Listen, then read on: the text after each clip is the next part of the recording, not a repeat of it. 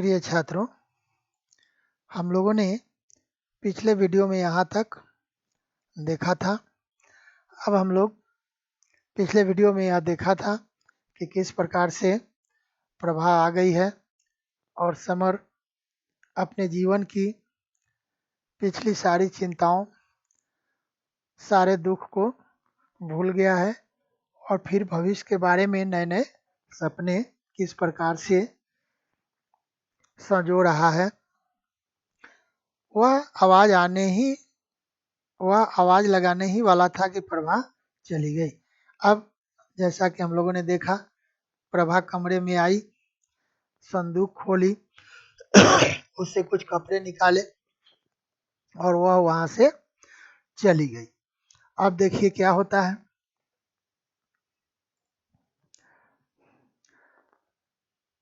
Summer आवाज लगाने ही वाला था, प्रभा को बुलाने ही वाला था, जाने से रोकने ही वाला था, लेकिन तब तक प्रभा निकल गई। सोचा शायद कपड़े बदल कर अभी आ रही होगी। अब समर को लगा कि शायद वह कपड़ा बदल करके आएगी। भाभी के कमरे से आवाज आ रही थी। अब वो आवाज क्या सुन रहा था। अब प्रभा सोने चली गई भाभी के कमरे में। अब भाभी वहां प्रभा को समझा रही थी, प्रभा से कुछ कह रही थी। वे प्रभा को समझा रही थी कि प्रभा अपने कमरे में जाकर ही सोए। कहने का मतलब कि वह समर के कमरे में जाकर सोए। वह नई बहू है, शुरू में ऐसा करने से जिंदगी कैसे चलेगी। अब भाभी को यह लग रहा है कि शायद प्रभा रूठी हुई है, इसीलिए वो अपने कमरे में नहीं जा रही है। इसलिए भाभी प्रभा को समझा रही है कि वो अभी नई नई बहू है और इस तरह से रूठेगी, पति से रूठेगी, पति से दूर भागेगी तो जिंदगी कैसे चलेगी। उत्तर में प्रभा का काफी तेज, तीखा और दृढ़ और उद्धत स्वर सुनाई दिया। अब प्रभा ने भाभी को उत्तर दिया। क्या उत्तर दिया? जबरदस्ती वहीं कहाँ जाकर सोऊं? जबरदस्ती आप बोल रही हैं कि वहीं जाकर सो, मैं जबरदस्ती कहाँ जाकर सोऊं? मुझसे तो नहीं होता जेठानी जी, मुझसे ऐसा नहीं होगा। कोई दुत्कारता रहे और पूंछ हिलाते रहो। अब कोई मुझे दुत्कारता रहे, कोई मुझे फटकारता रहे, कोई मेरी इज्जत न करे और मैं उसके पास दुम हिलाता रहूं, कोई ठोकर मारता रहे और मैं उसके तलवे चाटती रहूं, यह मुझसे नहीं होगा। आप लीजिए, समर अभी क्या क्या मन में सोच रहा था और अभी फिर उसको प्रभा की तरफ से क्या क्या सुनने को मिल रहा था। अब फिर यह चिंतित हो जाएगा, व्याकुल हो जाएगा और इसके मन में न जाने क्या क्या बातें उठने लगेंगी। उनके बोर्ड के इम्तिहान है, मैं क्यों तंग करूं। अब यहाँ प्रभा ने एक अच्छी बात बताई। प्रभा ने अच्छी बात क्या बताई कि उनके अर्थात समर के बोर्ड के इम्तिहान है, परीक्षा है और मैं जाकर उनको तंग क्यों करूं, उनका समय क्यों खराब करूं। कुछ हो गया तो बाद में सब मेरा ही नाम लेंगे। यदि कुछ हो गया मतलब क्या, परीक्षा खराब हो गई तो सबके सब मेरा ही नाम लेंगे, मुझे ही बदनाम करेंगे। हमारा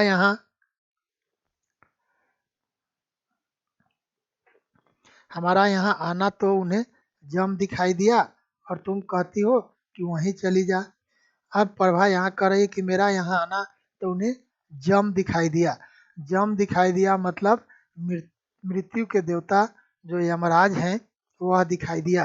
कहने का मतलब कि वह अपने जीवन में मुझे यमराज समझते हैं और आप मुझे कहती हैं कि मैं वहीं चली जाऊं, यह मुझसे नहीं होगा। समर को उसका प्रत्येक स्वर जहर बुझे तीर जैसा दम्भ और अहंकार से भरा लग रहा था और समर इन सारी बातों को सुन रहा था। तो प्रभा की ये सारी बातें समर को जैसे विष में, पॉइजन में डुबाया हुआ तीर हो वैसा लग रहा था और लग रहा था कि यह प्रभा नहीं, प्रभा का घमंड बोल रहा है। वह आहत हो गया। आहत हो गया मतलब दुखी हो गया। उसे लगा वह बाल बाल बचा है। अब उसे लगा कि अरे मैं तो उसे रोकने जा रहा था, मैं उसे बुलाने जा रहा था, मैं समझ रहा था कि नहीं वह घमंडी नहीं है, पढ़ी लिखी है, समझदार है, लेकिन उसकी यह बात सुन कर के तो लग रहा है कि मैं जो सोच रहा था वह बिल्कुल गलत सोच रहा था। भगवान ने मुझे बचा लिया। अच्छा हुआ कि मैंने उसे रोका नहीं, उसे टोका नहीं, उससे बात नहीं की। वह जबरदस्त भावुकता में बहकर उसे पुकारने वाला था। वह तो इमोशन में जाकर प्रभा को पुकारने वाला था। वो सोचने लगा कैसा उज्जड लहजा है, कैसा उज्जड मतलब रूड व्यवहार है उसका। इस कटार जैसी तीखी वाणी के सामने वह झुकने जा रहा था। कहने का मतलब कि प्रभा की जो वाणी है, जो बात है, वह तो कटार मतलब तलवार जैसी शार्प है, तेज है। पूरी जिंदगी रोता रहता। यदि मैं उसे बुला लेता और उसके बाद वह इस तरह से जवाब देकर चली जाती, तब तो मैं पूरी जिंदगी रोता रहता और इस बात को कभी भूलता नहीं। इस घमंड को भी वह देखेगा। अब उसने मन में सोच लिया कि अच्छा वह इतनी घमंडी है, तो अब मैं उसके घमंड को देख लूंगा। जरा से रूप और पढ़ाई का इतना घमंड। जरा सा रूप कहने का मतलब कि थोड़ी सुंदर है और थोड़ी पढ़ी लिखी है तो इतना घमंड कर रही है। सच स्त्री जैसा स्त्री को समझ सकती है, पुरुष कहाँ समझ सकता है। अब समर कह रहा है कि स्त्री को एक स्त्री जितना समझ सकती है, एक पुरुष नहीं समझ सकता है। कहने का मतलब यह हुआ कि एक औरत को समझने और परखने की क्षमता एक औरत में जितनी होती है, उतनी क्षमता एक पुरुष में नहीं हो सकती है। एक पुरुष औरत को उतना नहीं समझ सकता है जितना एक औरत औरत को समझ सकती है। मन हुआ जाकर उसकी लात घूंसों से ऐसी मरम्मत करे कि सारी सेखी झड़ जाए। समर कह रहा है कि उसकी इच्छा हुई कि वह जाकर इस समय लात घूंसों से उसको इतनी मरम्मत करे कि उसके सारे घमंड झड़ जाएं। समर थोड़ी देर पहले भविष्य के दाम्पत्य सुख की बात सोच रहा था। अभी थोड़ी देर पहले वह यही सोच रहा था कि भविष्य में वह किस प्रकार से अपना दाम्पत्य जीवन सुख सुखमय बिताएगा। लेकिन अब प्रभा का दम्भ भरा स्वर सुनकर उसके भविष्य में प्रभा के साथ किसी भी प्रकार का संबंध न बनाने का निश्चय किया। लेकिन अब समर ने क्या किया कि प्रभा के घमंड भरी इन बातों को सुनकर उसने निश्चय किया कि अब जीवन में कभी भी वह उससे कोई संबंध नहीं रखेगा। उसने सोचा उन दोनों का समझौता नहीं हो सकता। समर ने अब सोच लिया कि अब प्रभा और समर के बीच में कभी भी कॉम्प्रोमाइज नहीं होगा। लोहे का पाला इस्पात से ही पड़ा है, देखें टूटता कौन है। लोहे का पाला इस्पात से पड़ा है। कहने का मतलब यह है कि लोहा जितना हार्ड होता है उससे इस्पात मतलब स्टील और ज्यादा हार्ड होता है। तो यहाँ कहने का मतलब कि प्रभा जितना कठोर है, जितनी घमंडी है, उससे ज्यादा कठोर और घमंडी अब मैं हूँ। और देखे कौन टूटता है। कहने का मतलब कि कौन झुकता है पहले, वह झुकती है या मैं झुकता हूँ।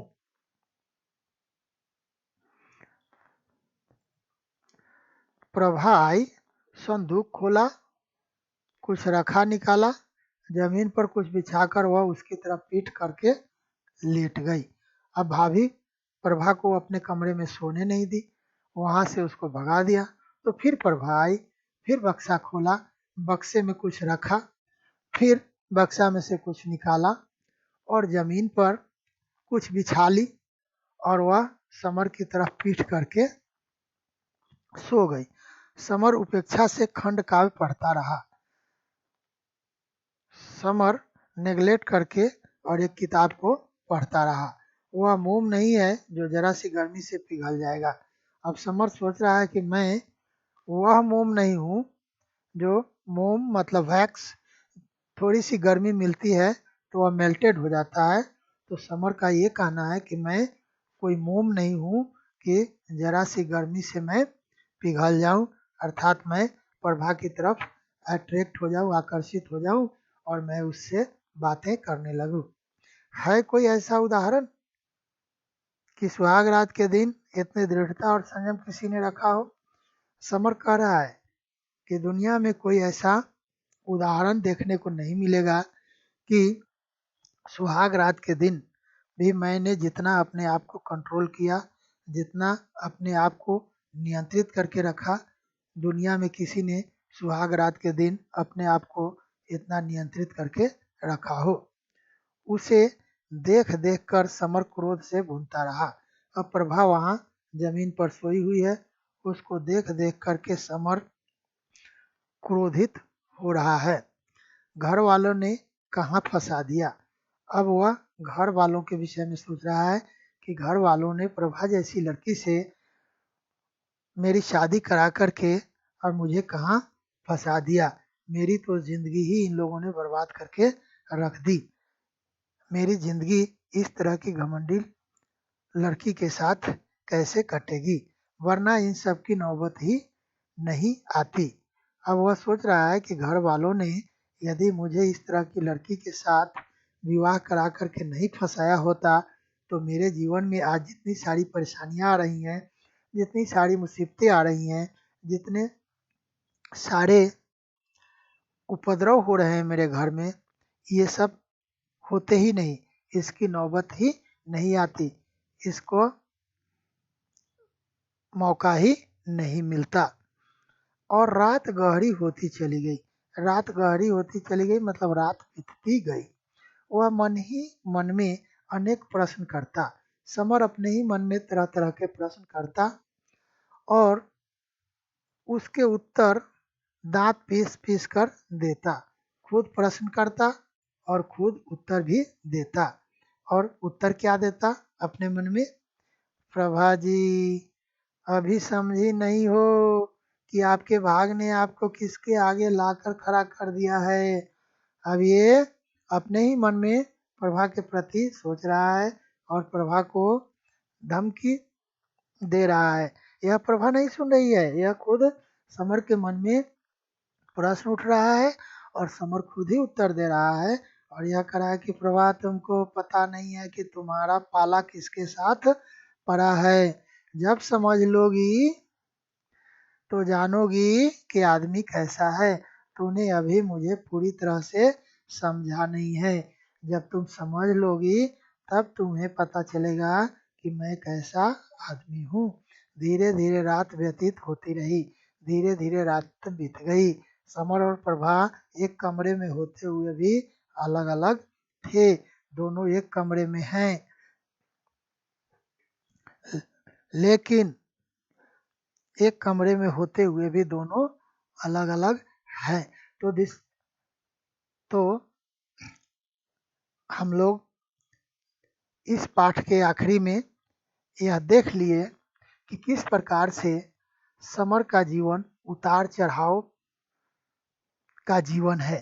किस तरह से कभी उसे लगता है कि उसका जीवन सामान्य हो गया, नॉर्मल हो गया, और फिर कोई ना कोई छोटी सी ऐसी बात हो जाती है, छोटी सी ऐसी घटना घट जाती है, छोटी सी ऐसी गलतफहमी पैदा हो जाती है जिसके कारण फिर इसका जीवन उथल पुथल हो जाता है और इसका जीवन दुखमय हो जाता है। तो फिलहाल हम लोग इस वीडियो को इतना ही रखते हैं। वीडियो छोटा हो रहा है, सही है, लेकिन यहाँ पर जाकर के समर के जीवन की एक घटना कंप्लीट हो जाती है, पूर्ण हो जाती है और उसके बाद फिर जब हम नया पाठ में जाएंगे तो उसके जीवन की एक नई घटना की शुरुआत होगी। फिर वहाँ देखते हैं कि समर के जीवन में किस प्रकार के उतार चढ़ाव आते हैं। तो फिलहाल हम लोग इस वीडियो में इतना ही रखते हैं। धन्यवाद।